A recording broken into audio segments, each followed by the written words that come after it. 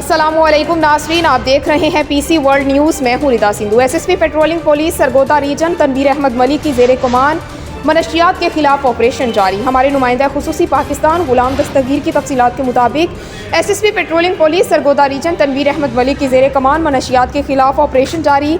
Patrolling post खालिकाबाद Khushab की बड़ी कार्रवाई, मुलजिमान से 12 किलो चर्स बरामद। पेट्रोलिंग पोस्ट खालिकाबाद डिस्ट्रिक्ट खोशाब के सब इंस्पेक्टर नासिर हयात और मोहम्मद असलम ASI ने अपनी टीम के हमरा दौरान गश्त मुलजिमान नज़र खान और हाजी सफदर से 12 किलो से ज़ायद चर्स बरामद करके मुलजिमान के खिलाफ थाना जोहराबाद खोशाब में मुकदमात का इंदराज कर दिया, जिनसे मजीद तफ्तीश का अमल जारी। SSP patrolling police Sargodha region Tanveer Ahmed Malik ने पेट्रोलिंग पोस्ट खालिकाबाद की टीम की कार्रवाई को सराहते हुए पूरी टीम को तारीफी असनाद और इनामात देने का ऐलान किया।